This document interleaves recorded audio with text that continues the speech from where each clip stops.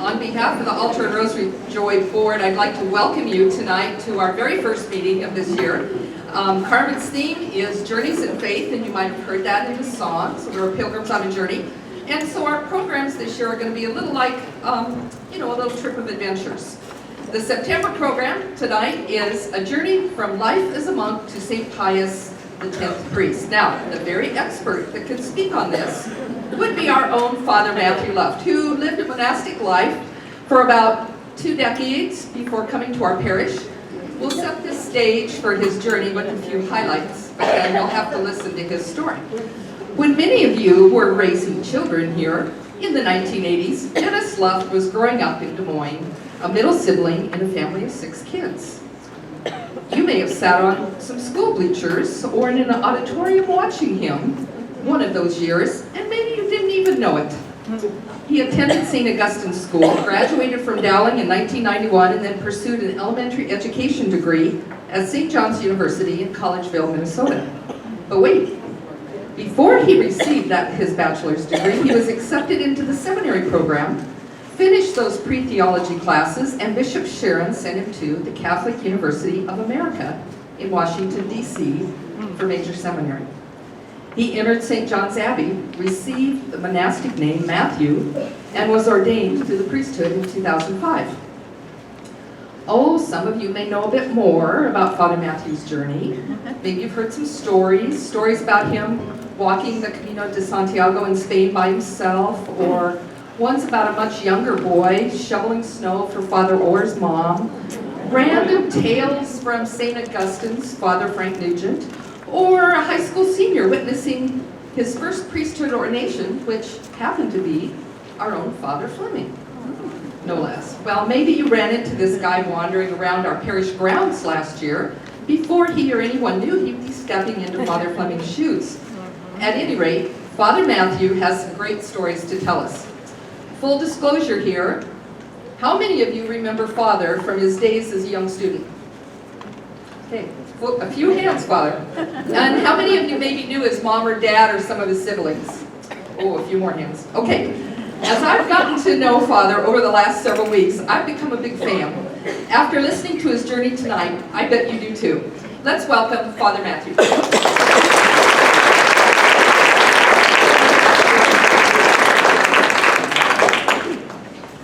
Well, good evening.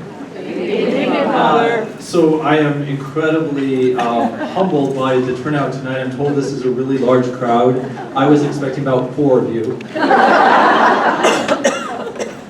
It is sort of funny because one of the odd things of coming back to Des Moines is I've been living for the last 20-some years around people always having to explain things like what the Hawkeyes are and why they're a great team, just some really odd things. And in Stearns County, Minnesota, where St. John's is and the 4 parishes that I've served as priest, everybody is related to everybody. And when I say that, I am really serious about this.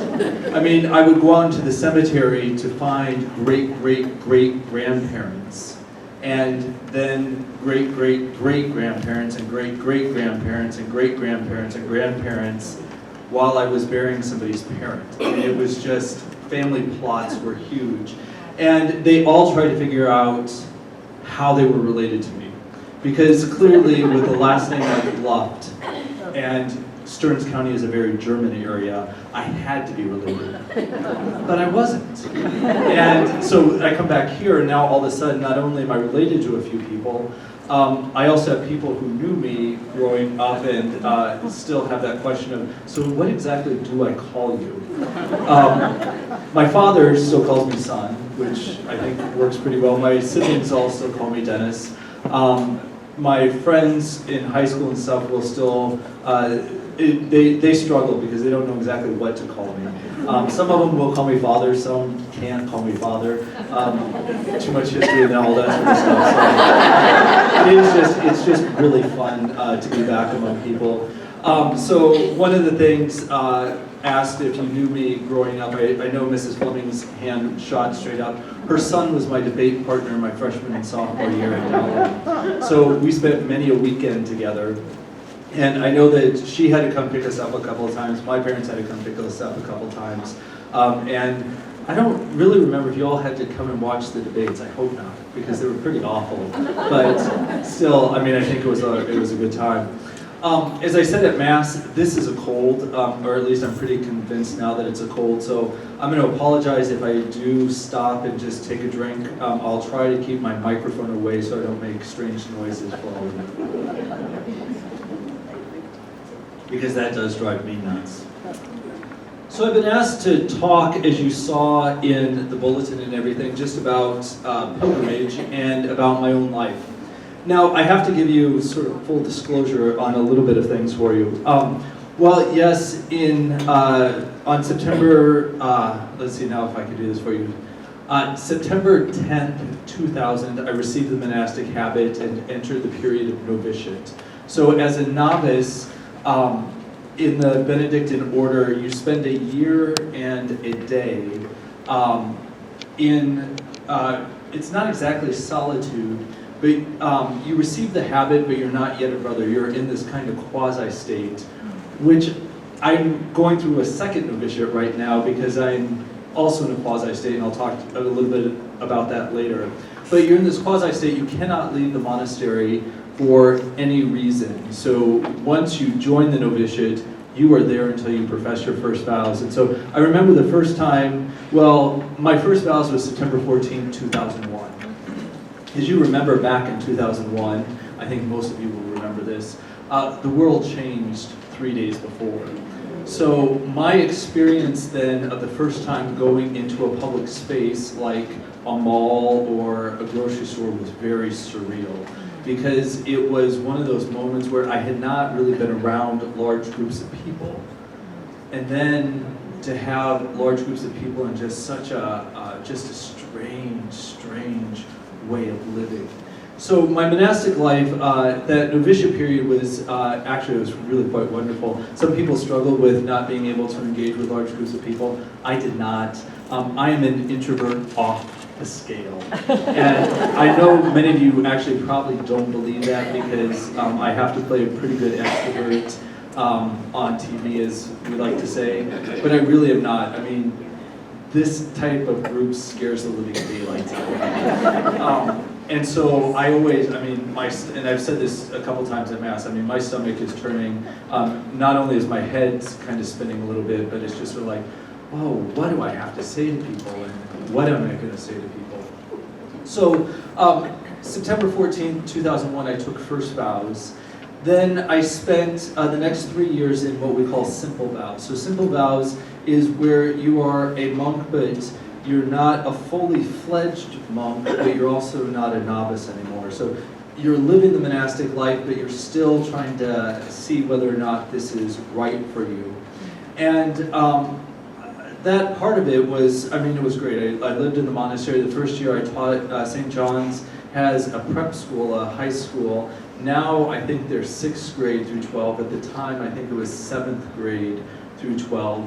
And I taught a Spanish class, and then I was in charge of the dorms because they have international students and they have other students who live there during the week, and then they're either from the cities or elsewhere. Some who are American students, like from Washington State or Oregon, who then live there with the international students. So I oversaw both the men's dorm, the women's dorm, and it was kind of a strange thing to be walking into that whole experience.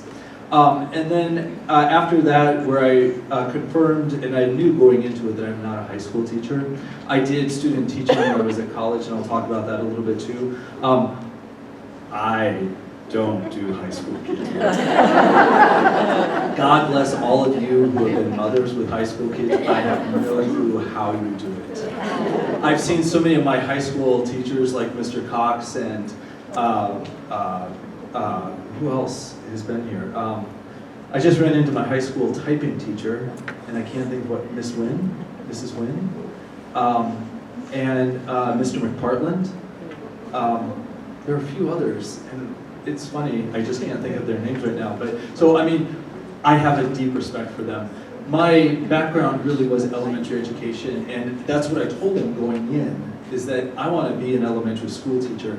I really don't want to deal with high schoolers. And they said, well, we don't really have an elementary school, so why don't, teaching is teaching, so why don't you teach high school? No. But I did it. Obedience, that's one of the things that you learn. It's one of the vows. Just as a point of reference, do you know what the 3 vows for a Benedictine monk are? Obedience. Obedience is one. Poverty is not one. Chastity is not one. I just threw you, didn't I? So you're all in the 2nd millennium. So any one of the orders that popped up after the year 1000, Franciscans, Dominicans, Jesuits, anything like that, from basically 1000 onward, take what are called the evangelical councils, poverty, chastity, obedience. The monastic order is much more ancient, so the 3 vows are obedience, stability, and conversion of life. Under conversion of life goes the poverty and the chastity, so it's not that they're optional, but monks don't function like Franciscans or Dominicans do. Monks own everything in common. We don't take a vow of poverty. So if you know church history at all, the Abbey of Cluny, which was centered in France, was huge, owned lots and lots of land, lots and lots of things. Museums are filled with things that were part of the Benedictine treasuries. So it's not that we were poor, but it's just we personally did not own it. It was owned in common, so it was for the common good. So that conversion of life, though, was always trying to surrender ourselves more deeply and convert ourselves into Christ each day. So took the vow of obedience, stability. So theoretically, and this is part of my own part of my journey right now, is that's the part that I'm really leaving behind, because stability says that St. John's, Collegeville was my home. That's where I would have been buried. And then conversion of life is that coming to be more and more like Christ. So the obedience was probably pretty good. The conversion of life is a work in progress. The stability, I do have stability. I'm a homebody by nature, but it's just not in the particular place that I thought it was going to be. So I did that for 3 years, and then on July 11th, 2004, I took my solemn vows. And that's where you take your vows for life. And the next day I was ordained as a deacon, because you cannot be ordained a deacon unless you're under solemn or final vows in a community.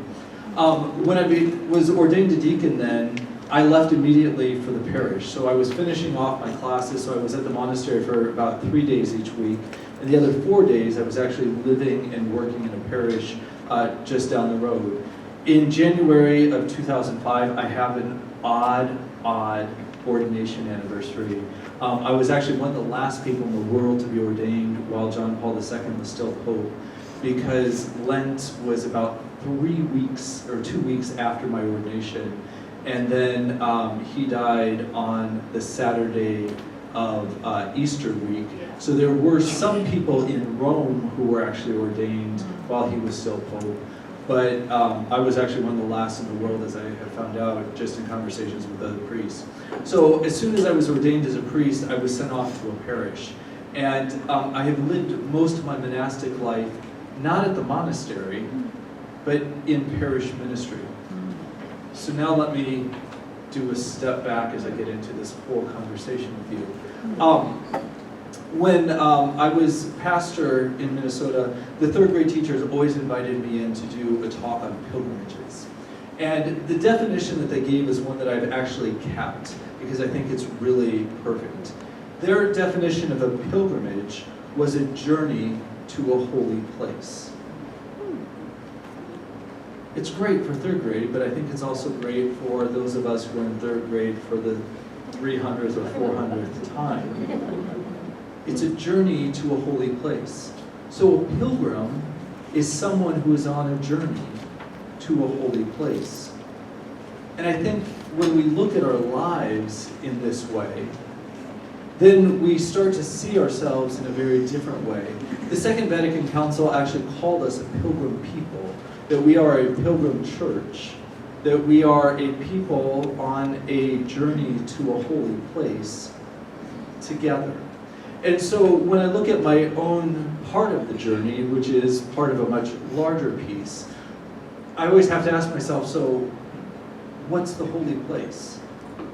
And one of the things that I learned on my pilgrimage to Santiago is that the journey really isn't so much about the destination as it really is about being on the journey itself. Because what is the journey about? But it's that daily conversion to Christ. It's that conversatio, as the Benedictines will call the third vow, conversatio morum. It's that daily conforming ourselves to Christ. So let me share with you my own journey, and Joanne did a really good job of sort of setting me up for all of this. And you've heard some of this before, so I'm going to I'll just do brief pieces at the early parts, and then I want to do a little bit more about my experience on the Camino. So I grew up, born at Mercy Hospital while my parents were living in Stuart, Iowa. My mom and dad actually owned the Stuart Herald for a brief period of time before we all moved down to Fort Madison. My dad has a twin brother who's actually been here a couple of times, and you may not be able to tell the difference between my dad and his twin. Most people can't. I don't understand it because I think they look completely different. But one of the funniest stories ever is my mom and dad were walking in Valley West Mall when Valley West was still a really operational mall. And this woman comes up and just slaps my father silly. I mean, just whack, you could hear it. And my mom, I think, just stood there and just was like, what's going on right now? And she just starts screaming at him, how dare you, how dare you, I can't believe you're doing this. And finally, my mom had this sense of mind to say, this is Den, not Pat. And she just looked at her and said, what? And my mom said, this is Den, not Pat. And she's like, oh my God, I'm so sorry. And my dad's face has, the big red hand on it. It was my aunt's cousin who thought that my uncle was cheating on my aunt with my mother. Not realizing or forgetting that my uncle actually had a twin brother, and that's who she was actually seeing. So it's one of those things just growing up, so we all moved. So my dad, his twin brother, and both families moved down to Fort Madison. They had a business, something happened. It's part of the family lore that I still don't know exactly what happened, but something happened. And all I know is we moved to Windsor Heights.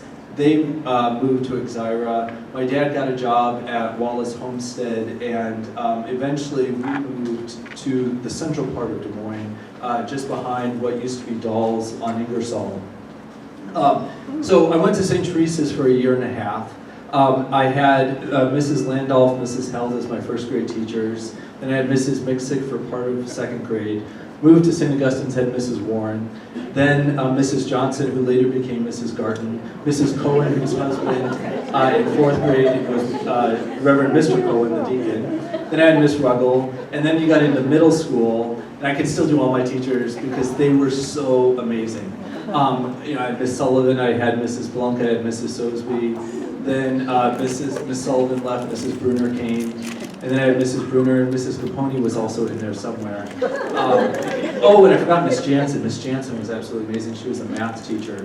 But it was one of those things where I knew that at that time, I really liked school. And I liked elementary school, and so that was one of those things that I always thought, well, that's not really part of what I should be doing, because I thought, I should be a lawyer. And so when I got to high school, I got into debate. That's, again, where I met Mrs. Fleming's son, Chad, and we were partners. And, we were pretty decent. I was actually looking at some things recently. We won a couple of tournaments and stuff, which I didn't realize we did. I just remember Chad was incredibly good at it. And, I just kind of rode on his coattails. But it was one of those experiences where it also affirmed for me that being a lawyer probably was not my calling. Even though I did enjoy the debate and everything, I enjoyed like the structures and trying to figure out all the arguments and everything like that, but I knew that wasn't exactly what I was called to do. While then I was also at Dowling, so after our sophomore year, the debate coach, we've gone through a couple different coaches, something happened. You know, I still don't ever really know. I was trying to go back in my memory and trying to figure out what actually happened to our coaches. I don't know. I just know that we had like 3 different coaches, and at the end of the sophomore year, we all just decided, I think we're not going to go back during junior year. So those friends kind of moved away, and so my junior year, it was just kind of that process of like redefining who I was. So I wasn't this debate kid who had, every weekend filled. And so I had to, start other things. Part of it, I got a job. So I was a Dolls employee, and I still miss Dolls tremendously. I know really bad things happened once Mr. Doll died, and mismanagement and all that other stuff, but the stores were just amazing. And I was always a loyal Dolls customer, even when I would come back. It pains me still to go to Hy-Vee. So anyway, during my junior year, I of all things, went into this class. It was a advanced composition class with Father Dave Centaro. And Father Dave, if you all knew him, I knew he was pastor at St. Mary of Nazareth for a little while, was absolutely amazing, but he wasn't the reason why I'm going to tell you this story.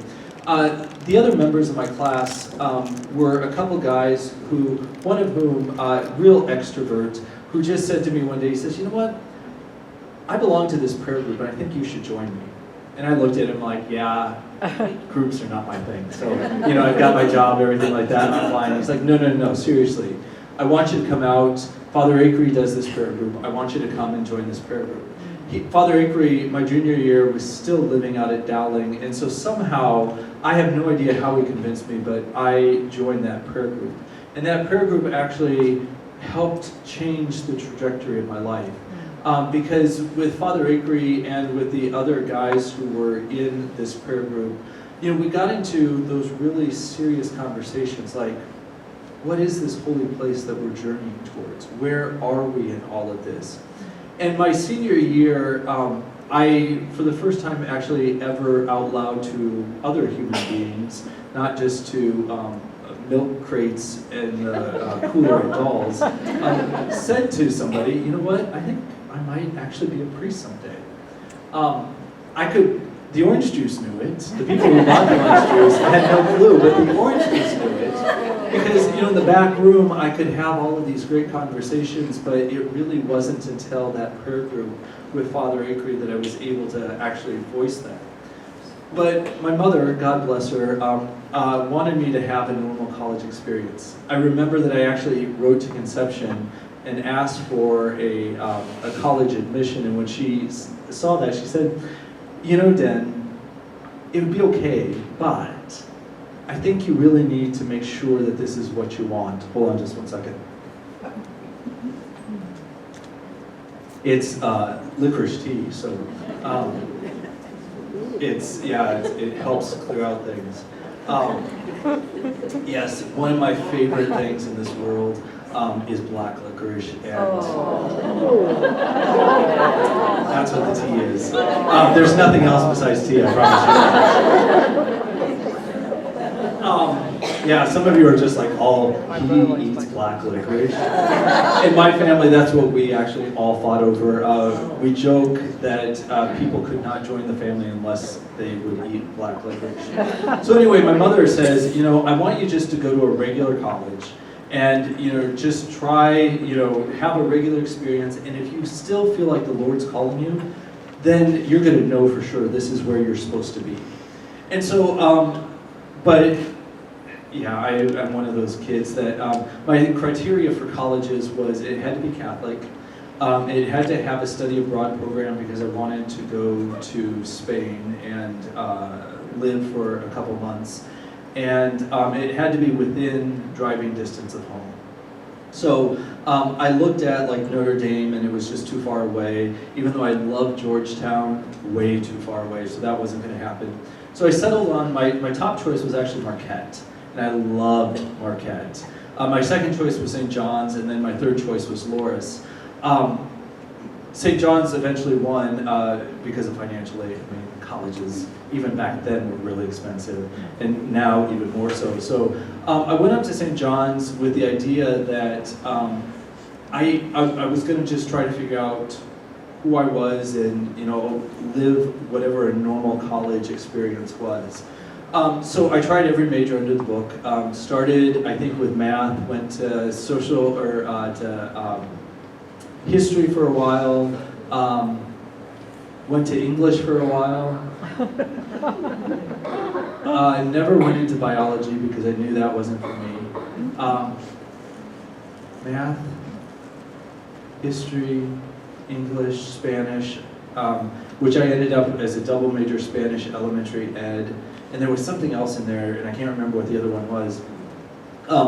But the elementary ed kind of came later on. It actually came at the end of my sophomore year, and I remember telling my parents that I was taking on this additional major, and they were just like, well, we knew that you probably were going to do that. We just wondered what took you so long. And I was like, well, why didn't you tell me that? And they're like, well, you had to discover this for yourself. And I'm like, ah. So being a perfectionist, it took me a little while, but I finally came to the fact that, you know what, okay, so I really did like the elementary ed. I was Spanish, and I kept the secondary ed because I had to, because I had already done most of the credits. All I had was the student teaching left to do. And so my senior year, I went and studied abroad. That's where Spain came in, and wonderful experience in Seville, Spain. If you've never been there, I highly, highly, highly encourage you to go. Absolutely phenomenal. But it was there where, again, I don't ever do anything the typical way. So St. John's did their study abroad program in Madrid. The students all lived above a bar together as Americans. I wanted to learn Spanish and to be able to speak it, so I knew that was not going to be a good place to go. So I went through the University of Wisconsin-Platteville, so I had to unenroll from St. John's, enroll in Platteville, and then unenroll from Platteville and go back to St. John's to graduate. But so while I was there, I lived with an older woman and her adult son. So this phenomenon now, kids coming back, it's been in Spain since the very beginning, and with another American, and it really was one of those moments again where I just am like, all right, so I know that the Spanish is important, but it's probably not what I want to do for the rest of my life. Mind you, I'm a senior in college, and I'm supposed to have my life figured out at this point. I knew I was going to come back and have to student teach because that was what was left in the elementary ed degree. Had not done any theology, any philosophy, but I'm just sort of thinking there's something else here. So when I get back to St. John's, I do a spring break trip down to Nogales, Arizona, which is one of the border towns. And we actually crossed the border into one of the like the shanty town where some of the people will live. And I remember sitting around this fire with the group from St. John's, St. Ben's. So St. John's is an all-male school, St. Ben's is an all-women's school. Things are done together. So we went down together and remember talking to these people around this fire, and this woman, was telling us her story about how, she had done all these just wonderful, amazing, just crazy things in her life. And I'm translating back and forth for my classmates who were with us. And finally she turns to me and she says, well, what are you going to do with your life? What are you thinking about doing? I said, well, next fall I'll come back and I'll do my student teaching, and I'm probably going to teach, but, I've been thinking maybe I should do some missionary work, or maybe I should, I saw the movie Romero, maybe I'll go down to El Salvador, just to kind of cement what it is I'm supposed to be doing. And she looks at me and she says, you know what, you can do that, it'd be nice, but that's not what you're meant to do. Because she said you're going to go and you'll probably, be the really nice gringo that people will remember for a couple, years or so, but you're not going to really change anything. If you want to change anything, she said, go back home to your own people. Figure out how you can affect their lives. And that's something that has stuck with me a lot. And I wish I had, like, not tattooed it on me because I don't want to do that. But, you know, I wish I had, like, somehow, like, made a poster or something that I always had in front of me. Because that was one of those things that I had to come back to over and over again. It's like, so who are my people and how am I supposed to affect their lives? So when I came back then from that spring break service trip, I called Father Dave Fleming, who at this time had just become the vocation director. He had been first assigned to St. Augustine's as the parochial vicar. And I said to him, Father Dave, I think I might want to, like, try priesthood now. And he laughed at me. He says, have you talked to your mother yet? I said, yes. She said, it's okay. He said, okay, good. Because she told me I could not talk to you until you had talked to her first. I said, okay. If you knew my mom, this is completely my mother. So, you know, so I started that process. I remember I was a counselor out at CYC when I actually got the call that I had been accepted. You know, and it's one of those things, was I really going to get accepted? I mean, you have to go through all these psychological tests and all these other interviews and stuff, and I just thought, I bombed them. I mean, I just completely bombed them, and I could not believe when Father Dave called me at CYC to say, oh yeah, no, the bishop thinks that you'd be a great priest, so, you know, he wants to meet with you and we'll talk about seminary. So, long story, even longer for y'all. So Bishop Sharon, my mother, because my mother knew Bishop Sharon quite well, called him up and said, look, he needs to finish his degree. He needs to be able to do the student teaching. So Bishop Sharon said to me, you know what, I think it actually is a really good idea for you to go back up to St. John's, finish your bachelor's, even though I could have done something different. She said, or he said to me, go to St. John's, do your student teaching, and we'll do your pre-theology as well, because as I said, I didn't have theology, I didn't have philosophy. So I went back, student taught, 5th grade, loved it. 1st grade, loved it. High school, never again. By the end of J-term, when I started seminary, you know, 5th grade, 1st grade, I'm like, oh, well, maybe I'm not doing the right thing here. After high school, oh yeah, I'm doing the right thing.